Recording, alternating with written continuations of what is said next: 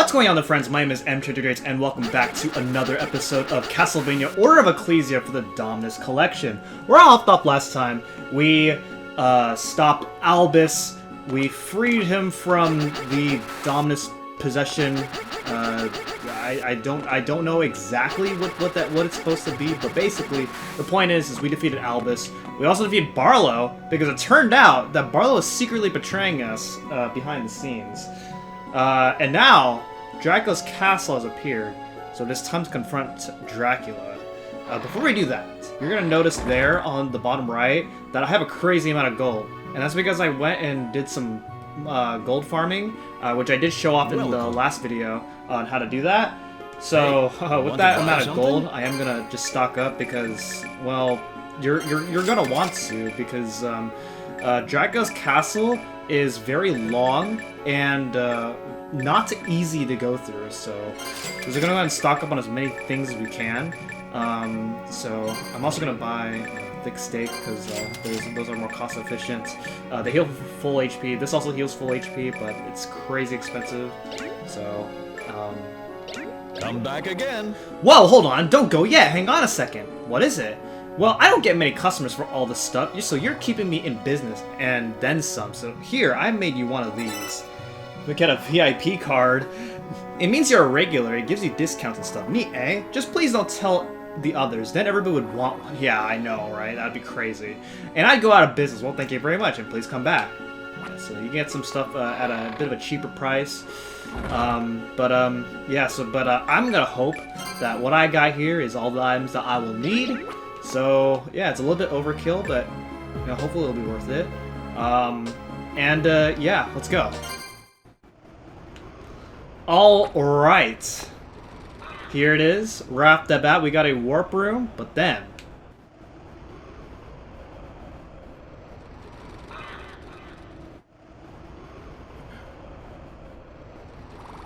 here I am. It's all gone. What little I had anyway. No, that's not true. There's one thing left. My mission. I'm the only one left who can end this. Hear me, Dracula. I am the morning sun, come to vanquish this horrible night. Oh man, I like it. Okay, so welcome to Dracula's castle. So it's worth noting that everything up until this point has been fairly linear. As in, like, every area has been very straightforward. Now we get to the part where the game becomes non-linear. That's right.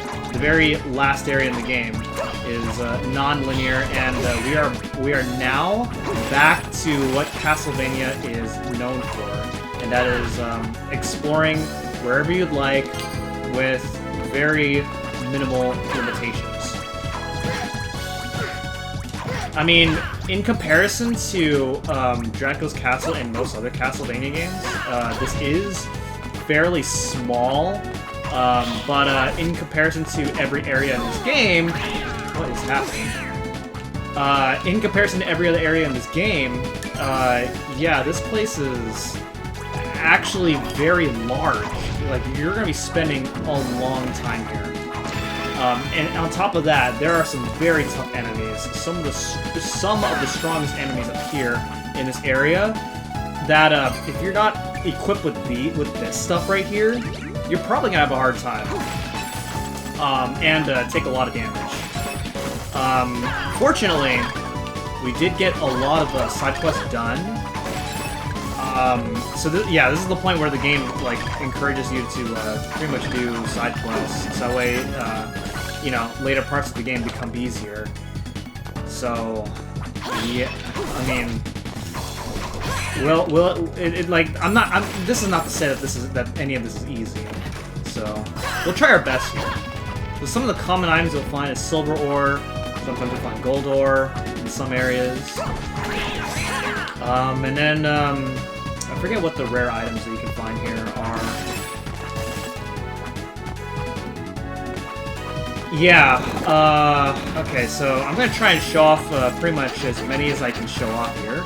So you can duck down, find a hidden treasure chest there. And then we have these ghouls. If you get hit by the ghouls, they poison you, and that is very devastating. There's stronger variations of zombies that we've seen in previous areas, but they're more annoying because they can poison us. And we got peeping eyes. They're kind of a common enemy. And then we have Black Panther. They do drop a glyph if you do defeat them sometimes. Haven't seen one yet, but if we come along a Black Panther glyph, then, well, that's cool. It's not that important for me, at least, but if that's your thing, then the option is there. So I did get poisoned, but that is okay. I'm not gonna heal it off. Oh, jeez. Yeah, the peeping eye only has a hitbox in the head. Like, the tail's not gonna hit you. So they're not, like, so that, this enemy isn't particularly, like, it's not hard enemy to deal with. Alright, so now we get to the next area. So, the other thing that makes Dracula's Castle really long is that, Dracula's Castle is divided up into these sub-areas. So, like, there's a subsection within, like, this very large section. So we went through, like, the castle entrance, and now we are in an area known as the library. And basically, the further you go, the harder going through Dracula's castle gets, because, yeah, the further you go, the tougher the enemies get. So you want to always be on your toes, and don't contemplate as soon as you get out of a hard section. Fortunately, this place is full of lots of these treasure chests that will increase hearts, MPs, and HP. Okay, so then we go and continue onwards, and let's see what we got here. We got these enemies known as Draculinas. I like when they die, they're just like, Lord Dracula! Oh my gosh. Okay, hold up. Actually, wait. Volmasir, yes. Because we're gonna go ahead and take care of this Tin Man. You'll be seeing more of these Tin Men as we go through this place, because they're one of the common enemies. They only up until this point we only saw them one time, and that was in Manera Prison Island. Now we're going to be seeing a lot more of them as we go through this here. All right, so if we go this way, then we have a warp room. Warp rooms are going to be very handy as we go through here, because by the time you reach a warp room, then you'll probably you probably would have taken quite a lot of damage by the time you reach one. At least if this is your first time through this place. But I know how to deal with quite a handful of enemies here, so I probably won't be taking as much damage as maybe some people following along might. So yeah, anyway, it's boss time, and this boss is very hard. Check this out. Oh my gosh, how did I do it? Oh my gosh, I was so nervous for that. I didn't even save, so if I died, it would have been over. Oh my gosh, it was so crazy.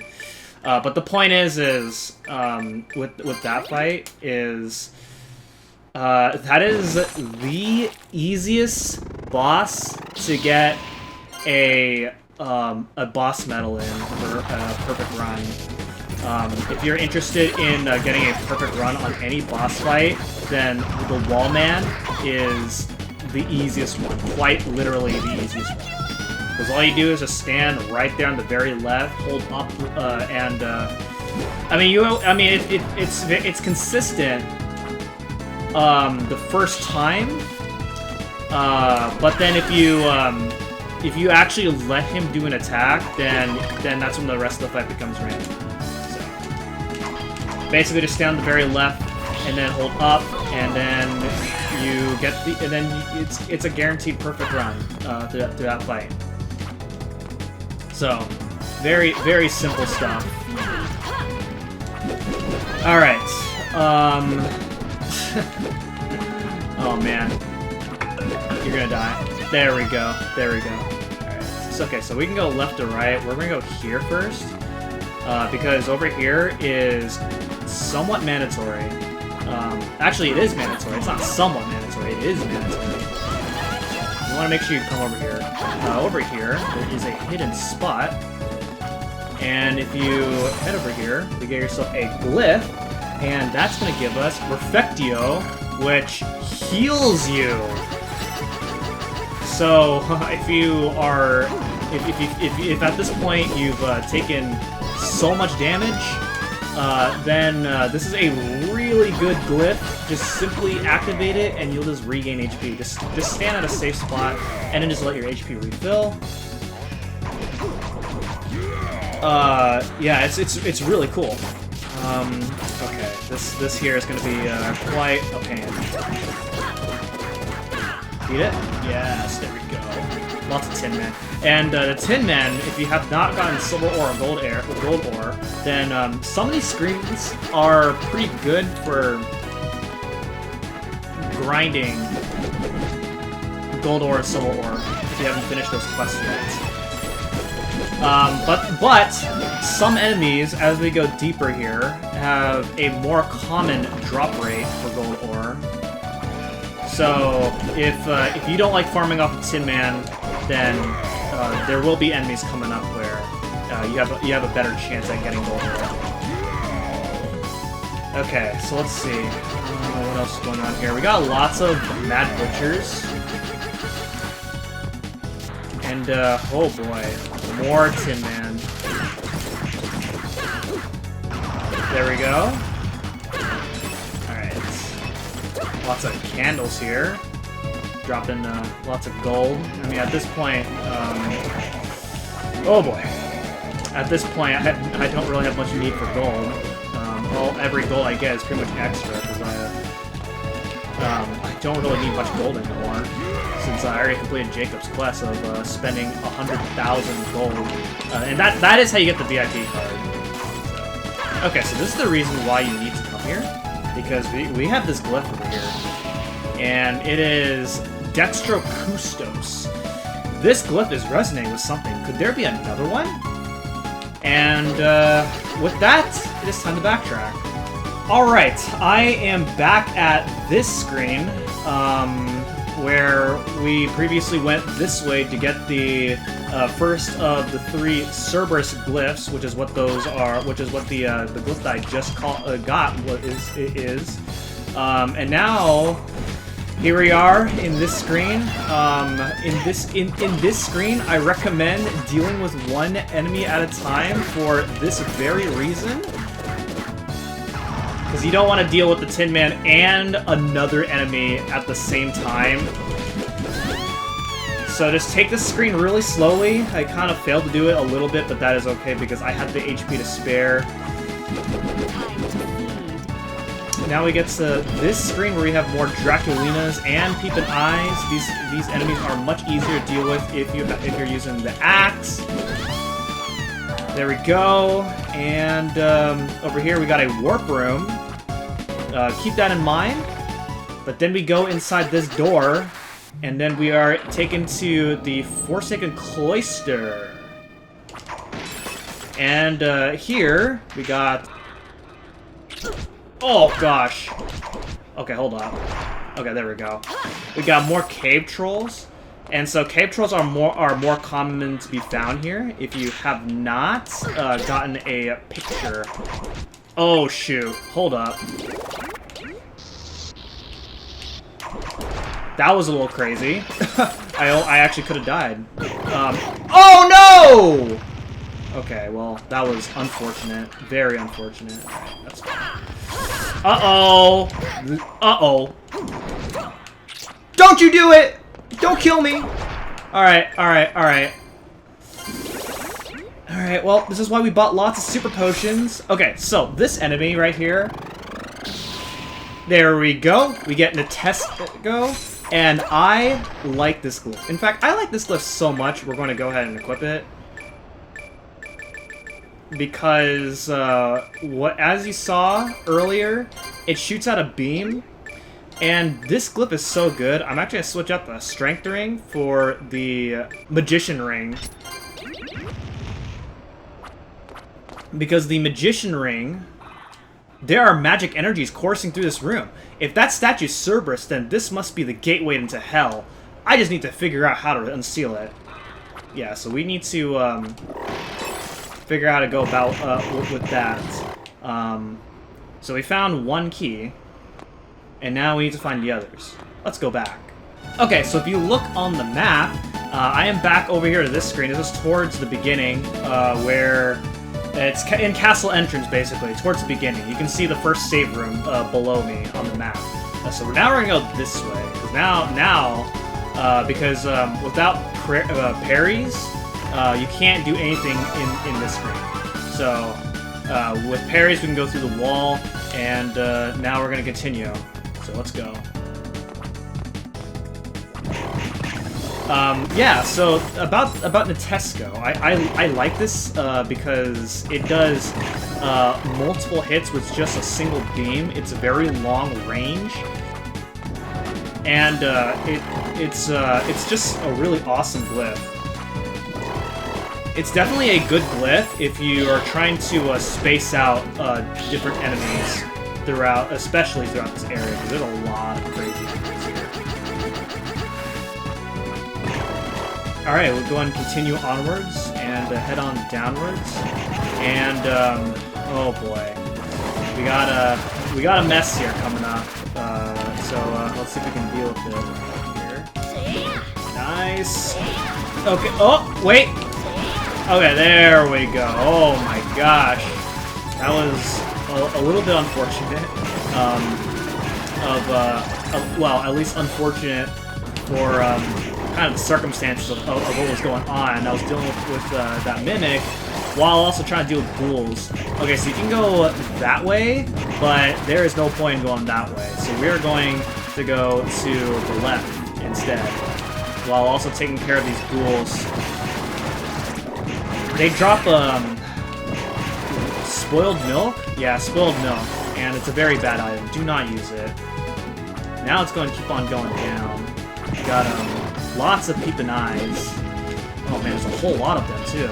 They're much easier if you use axes on them, especially when they're above you. All right, and now we head on to the next area, which is the underground labyrinth. And I don't like this area. If there's one area that I struggle a lot on, it is definitely this area. Lots of really tough enemies. Well, there's just a lot of enemies in general in this area, and there's a lot of these really tight screens too that make it sometimes hard to dodge some of these enemies. And then to top it all off, it features, I mean, in my opinion, the hardest boss in the game. And I do say that with a passion. That I believe this is the hardest boss in the game. Man, fortunately, this place is not flickering. I'm glad they changed that. I don't know. I don't know if that's just because my DS likes to flicker on that particular screen, but I'm glad they fixed that problem here in this version of Order of Ecclesia. Alright, so I'm going to take a small detour, and that is to head over to this, because you might notice there was a split path where I went down instead of left, and this is where the left direction would take me. So now we're going to go, we're going to continue going down here. There's a lot of these vertical screens, and in these vertical screens, they tend to have these enemies known as Palkirs, and the Palkirs, they suck, because if you let them attack, they are not very nice. Okay, nice. Ooh, wow, I took a chance there. Oh my god. So You want to go through all those fire geysers, and you'll get the Ignis glyph there, and all the fire stops here. So that's pretty much all you come to that screen for. So go and continue onwards. These guys are much easier if you just use axes, if they're above you, that is. Yeah, so basically with the Nova Skeletons, if you just jump down the whole time, then you should not get hit by their beams. Then we go and continue onwards. We got Gurkha Masters. They have some pretty annoying moves if you let them attack you. Like, they tend to throw their sword. It's a little bit rude. And then let's see. Let's go